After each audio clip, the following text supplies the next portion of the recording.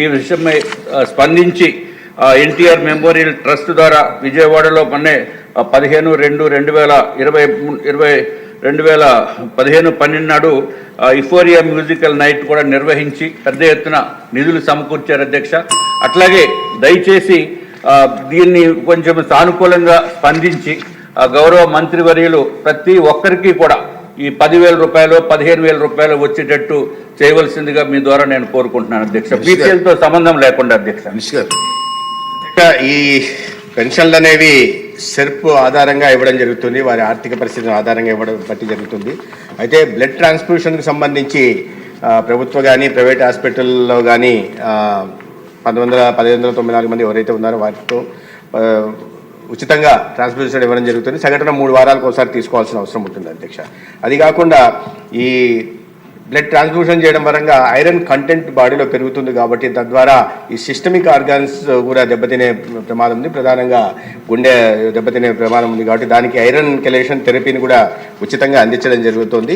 అయితే దీనికి ప్రధానంగా ఈ పూర్తి వ్యాధి అంటే క్యారియర్స్ ఉంటారు, డిసీజ్ ఉన్న వాళ్ళు ఉంటారు అధ్యక్ష. క్యారియర్ సంఖ్యలో ఉన్న వాళ్ళు ఈ ఒక జీన్ బీటా జీన్ అబ్నార్మాలిటీ ఉండడం వల్ల వస్తుంది.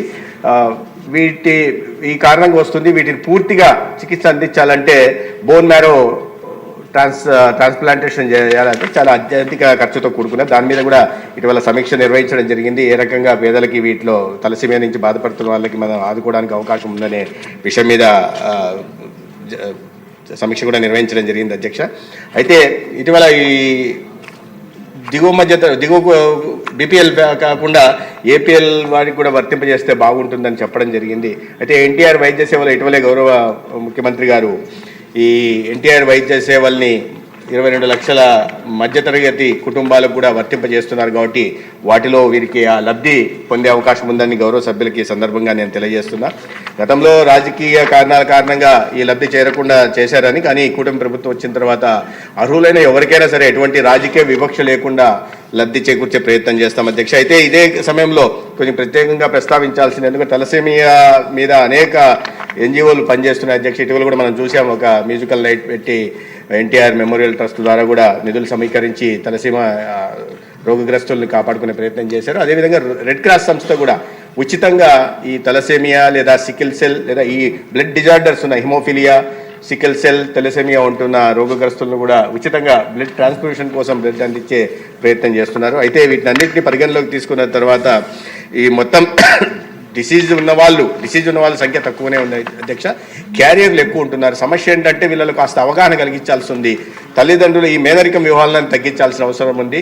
ఈ తల్లిదండ్రులు తల్లికి తండ్రికి ఈ డిజార్డర్ ఉంటే, క్యారియర్స్గా ఉంటే పిల్లలు ఖచ్చితంగా డిసీజ్తో పుట్టే అవకాశం ఉంది అధ్యక్ష.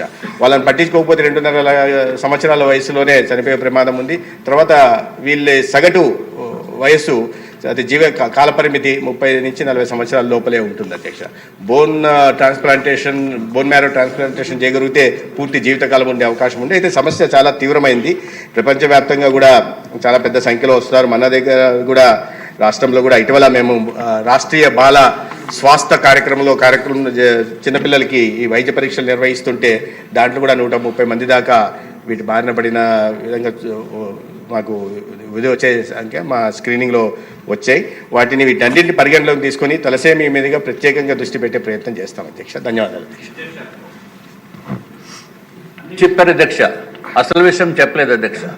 20,000 జీతం వచ్చి వాళ్ళ కుటుంబ సభ్యులతోటి జీవనం గడపడం అంటే చాలా కష్టము. వాళ్ళకేమో వైట్ కార్డ్ రాదు అధ్యక్ష. అటువంటి వాళ్ళకి నెలకే 20,000 రూపాయలు ఖర్చు అయిపోతున్నప్పుడు ఇంకా వాళ్ళు ఎలా బతుకుతారు అధ్యక్ష? దయచేసి గౌరవ మంత్రివర్యులు నేను కోరేది ఏంటంటే, ఈ తలసేమియా పేషెంట్స్ మరీ ఎక్కువ మంది ఉండరు అధ్యక్ష. కానీ ఉన్నవాళ్ళు ఆర్థిక స్తోమత లేకపోతే అప్పులు పాలైపోయి ప్రతి ఒక్కరి దగ్గరికి వెళ్ళి మాకేదో సహాయం చేయండి, పాపం వెళ్ళటానికి కూడా దారి ఖర్చులు కూడా లేనటువంటి పరిస్థితుల్లో తలసేమియా పేషెంట్స్ ఉన్నారు అధ్యక్ష. దురదృష్టవశాత్తు ఏంటంటే వాళ్ళకి వైట్ కార్డు లేదు అధ్యక్ష. కాబట్టి వాళ్ళకి కూడా మిమ్మల్ని మీ ద్వారా నేను మంత్రివర్యులను కోరుకుంటున్నాను అధ్యక్ష. ఈ రాష్ట్ర ప్రభుత్వాన్ని కూడా కోరుకుంటున్నాను అధ్యక్ష. దాన్ని మానేసి హెల్త్ ఇన్సూరెన్స్ అన్నా కనీసం పెట్టి దాని ద్వారా వచ్చేటట్టన్నా చేయవలసిందిగా తమ ద్వారా కోరుకుంటున్నారు. ఈ తీవ్రమైన సమస్యను మీరే చెప్పారు.